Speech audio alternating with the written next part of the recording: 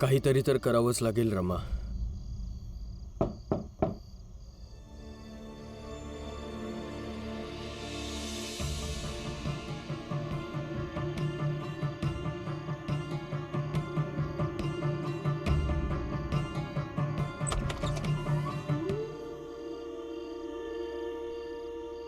बाबा, काय झालं?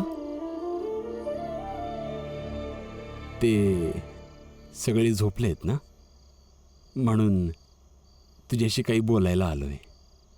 बोला ना.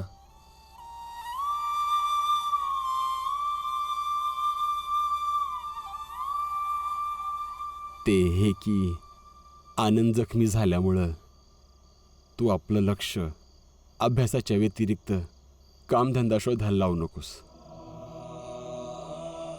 हा त्रास, दुःख, संघर्ष हे तर येत जात राहणार, पण अभ्यास थांबता कामा नये. फक्त हेच सांगायला आलेलो. झोप आता. मी तुला सकाळी 4 वाजता अभ्यासाला उठवल.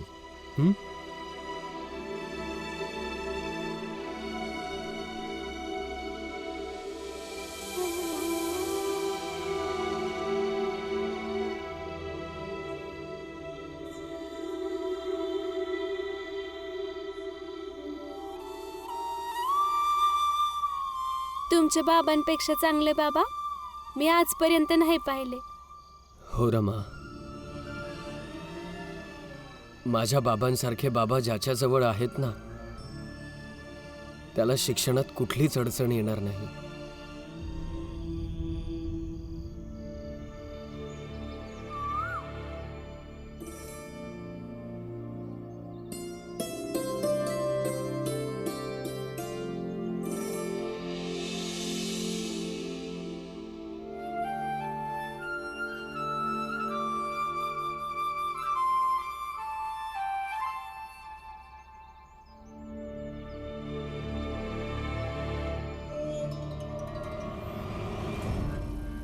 तू इथे?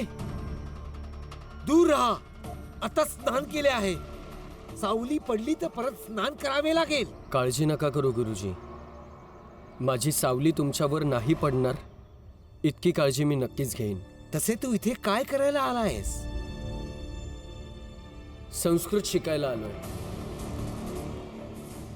मस्तिष्क फिरले तुझे? नाही गुरुजी, तुम्ही कॉलेजमध्ये मला संस्कृत नाही शिकवलं. बरेचदा असं होतं की काही लोक सार्वजनिक ठिकाणी माझ्यापासून दूर राहतात, परंतु वैयक्तिक ठिकाणी तेच लोक माझ्याशी नरमाईने वागतात. म्हणून मी इथे तुमच्या घरी निघून आलो. ती माणसे वेगळी असतील, पण मी तसा नाही आहे. कळले? निघ बरे इथून.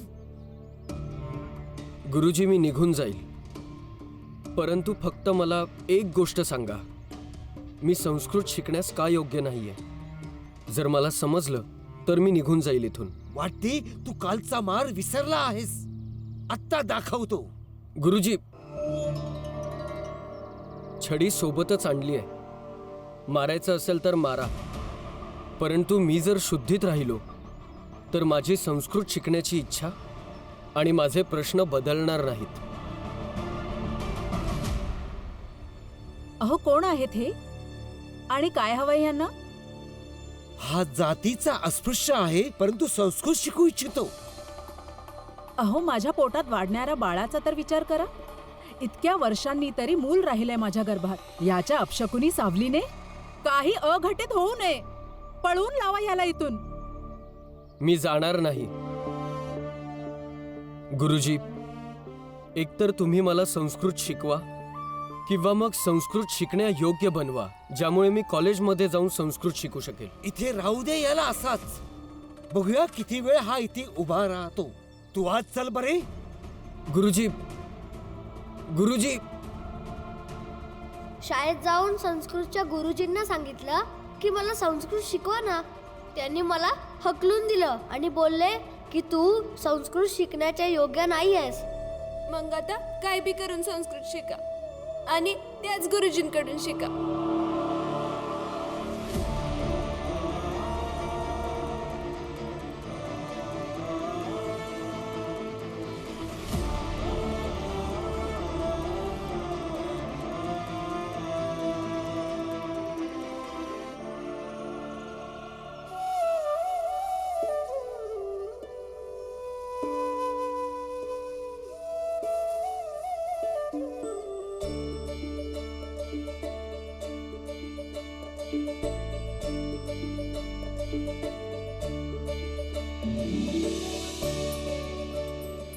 तू जगासाठी काहीही असू देत, पण माझ्या मनातल्या जगाची महाराणी आहेस आणि कायम राहशील.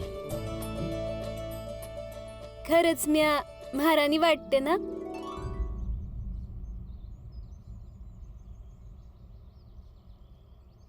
हा रमा, अशी महाराणी जिच्याकडं ना आता 2 पैसे आहेत आणि तिचा नवरा काही काम पण करत नाही. जाऊ दे, सोड. मी हे सांगायला आले होते की चुलीजवळ जाऊन आईंना मदत कर. त्या एकट्याच आहेत. मला त्यांना औषध द्यायचंय. जाते मी. जाते नाही, आत्ताच जा. ऐकलं नाहीस तू? आई चुलीजवळ एकट्याच आहेत.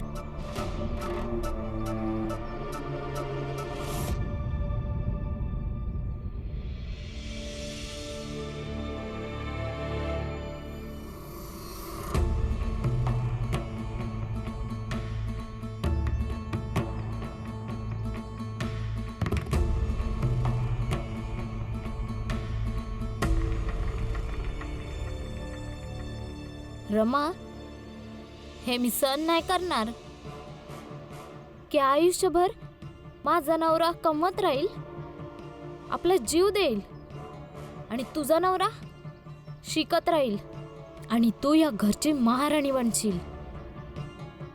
जर या घरात कोणाला महाराणी बनून जगायचा हक्क असेल तर तो मला आहे, फक्त मला, तुला नाही. कारण ह्या घरच्या सुनांमध्ये मी मोठी सून पण आहे आणि माझा नवरा कमवतो पण. आई, हा कांदा कापू काय? नको, राहू दे. लक्ष्मी जाऊबाईंनी लक्ष्मीनं म्हटलं म्हणून आलीस काय? तुला तर वाटलंच नसल की असा विचार करते मदत करून स्वयंपाकघरात लक्ष्मीची जागा घेशील. असा विचार पण नका करू, कारण लक्ष्मीचा नवरा कमवतो बी आणि तुझा तर तुला तर माहितीच आहे. आई, तुम्ही सारखं सारखं तेच का बरं बोलता? तुम्ही मला आणि यांना नेहमीच टोमणे मारता. मला लय वाईट वाटतं.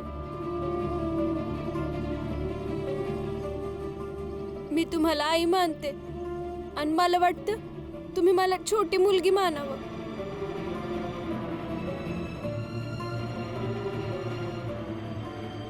जे मी करू शकन ते सांगा, मी करन.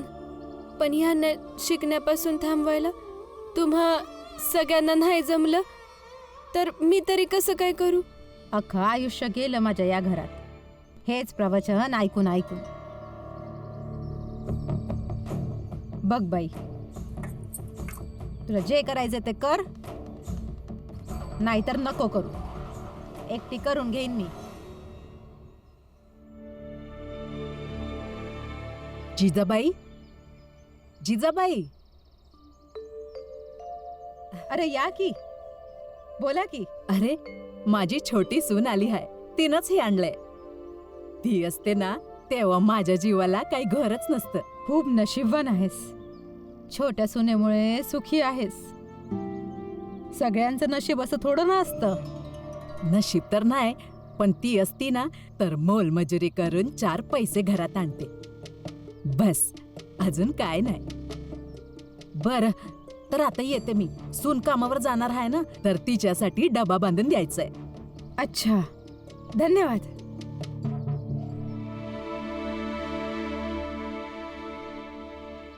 हे बघ रमा, तू पण हिच्या सुनेसारखं जर रोज कमावून आणशील ना तर मी पण तुझ्यासाठी रोज डबा बांधून देईन.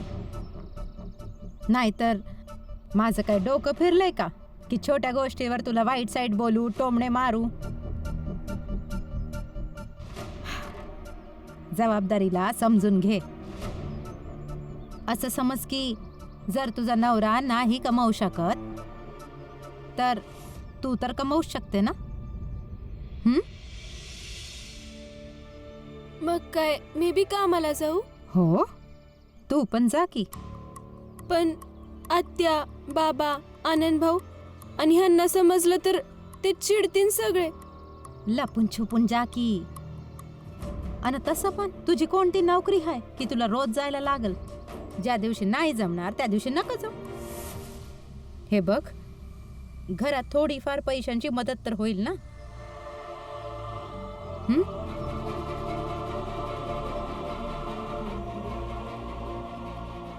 ठीक आहे, त्या काकूंच्या छोट्या सुनेबरोबर जाईन मी. एकदम बरोबर.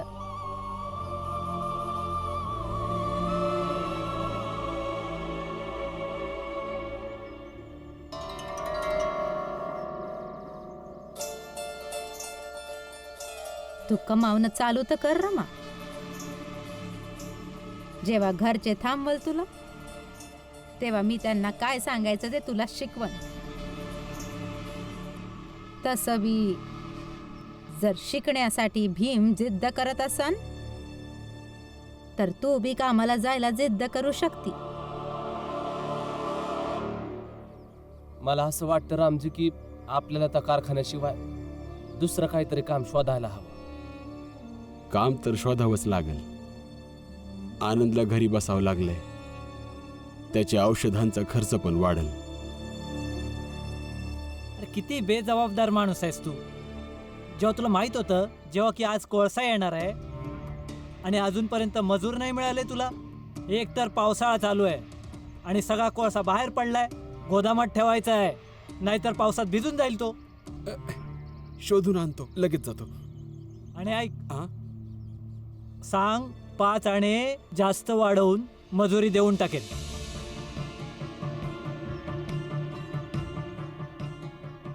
रामजी, जर का आपण दोघं मिळून आज इथं काम केलं तर दिवसाला 5-5 आणे मिळून 10 आणे कमावू शकतो आपण, जे आपल्या कारखान्यापेक्षा थोडस जास्त असत.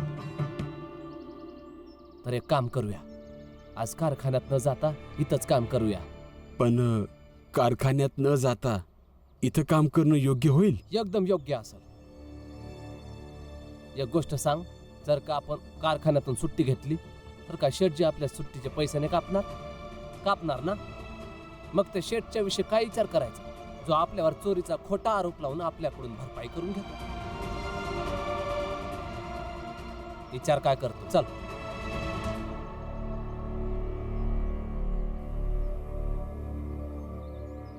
शेठजी, हे काम आम्हाला देऊन टाका, आम्ही करूया काम.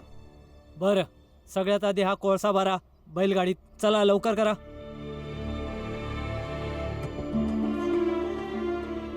ही तर ठेकेदार येतील आणि काम करायला घेऊन जातील. पण काळजी करू नको, कोणी नाही बघणार तुला. भीम विद्यालयात गेलाय, बाबा कामाला गेलेत आणि आनंद दादा घरी आहे. आणि तुझ्या सासूबाईंनी तर सांगितलंय ना की त्या सगळं सांभाळून घेतील. काळजी करू नको.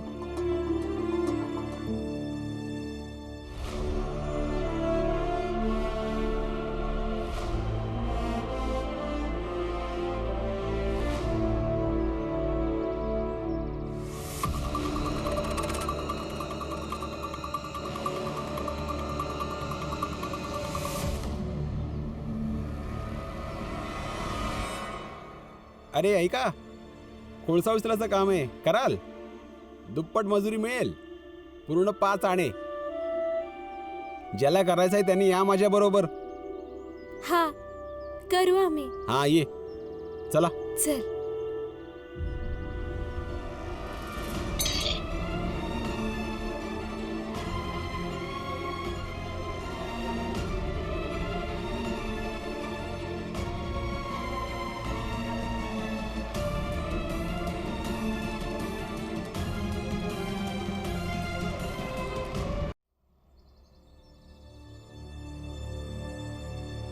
येतो मी.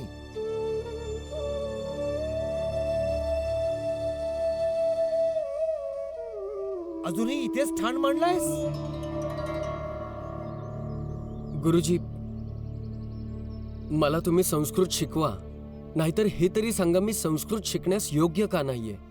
मग मी इथून निघून जाईन. भीमराव, चल आज विद्यालयात तुझी तक्रार प्रिन्सिपलकडे करूया. ठीक आहे, चला गुरुजी, आणि तक्रार देखील नक्की करा. मग मी पण प्रिन्सिपल सरांसमोर तुम्हाला हे विचारू शकेन, तुम्ही मला संस्कृत का नाही शिकवलं आणि नेमकं कुठल्या गुन्ह्याखाली काल तुम्ही मला एवढं मारलं. गुरुजी संबोधतोस आणि ही देखील शिस्त नाही की गुरुजींना त्रस्त केले जात नाही. एक जुनी म्हण आहे गुरुजी,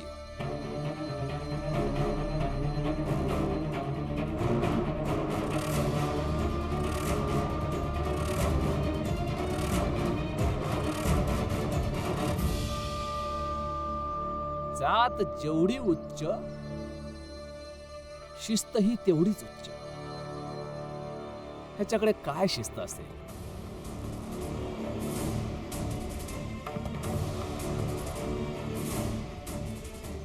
असं कळलंय की कॉलेजमध्ये तुम्ही याला याची कुवत दाखवली, तर विचार केला तुम्हाला धन्यवाद म्हणावा. काय आहे ना, कॉलेजमध्ये नाही येऊ शकत म्हणून घरी आलो धन्यवाद करायला. परंतु हा इथे आला मला त्रस्त करायला. गुरुजी, माशी,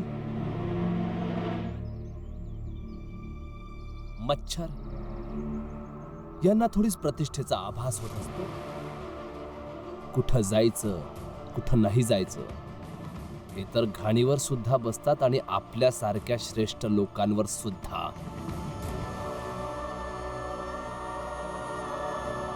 प्रतिष्ठेची जाणीव तर तुम्हालाही नाहीये, नाहीतर रस्त्यावरून असं जाणाऱ्याला अशी मारहाण केली नसती.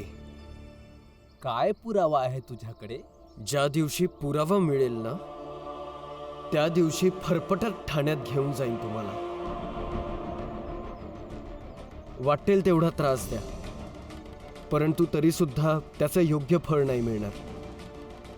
गुरुजी, एकतर तुम्ही मला संस्कृत शिकवा, नाहीतर समजवा की मी संस्कृत शिकण्यास योग्य का नाहीये. अरे तर मी सांगतो ना तुला की तू योग्य का नाही. कारण की संस्कृत देवांची भाषा आहे आणि तू त्या पात्रतेचा नाही आहेस म्हणून. तुम्ही जरा लक्षपूर्वक ऐकत जा. सांगायचं नव्हतं, समजवायचं होतं, आणि समजवायची ताकद तुमच्यात नाहीये.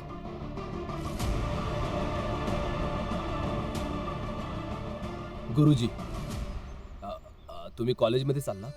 हां, चला, जाता जाता काही गप्पा गोष्टी सुद्धा होतील.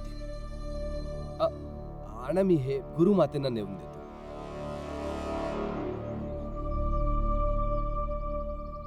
सुखी रहा बाळा.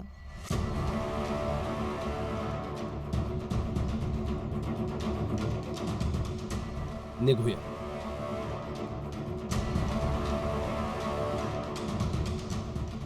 आता तू पण निघ इथून. अति त्रास नको देऊस मला. माझ्यामुळे तुम्हाला त्रास झाला ह्यासाठी मी माफी मागतो, परंतु तुम्ही विश्वास ठेवा, मी इथे कोणालाही त्रास देण्यास नाही आलोय. निघतो मी. गुरुजी, तुम्ही याला योग्य बनवा. म्हणजे योग्य बनवण्याच्या नावाखाली त्याच्याकडून घरातलं सगळं काम करून घ्या. मोफतचा नोकर समजू. एका आठवड्याच्या आत तुमच्याकडे येणे स्वतःहून सोडून देईल तो. तू योग्य बोलतोयस नरोत्तम जोशी. असेच करेन मी आता. जा आणि माझ्या घराच्या दरवाजाच्या बाहेर झाडलोट करून कॉलेजला ये. परंतु गुरुजी, असं केलं तर कॉलेजला यायला वेळ होईल. बघ, तू जे जे सांगेल पुढील 7 दिवस तू ते करशील तर तुला अवश्य संस्कृत शिकवेन. ही अट तुझ्यात आणि माझ्यात असेल. तू विचार कर, अट मान्य आहे किंवा नाही.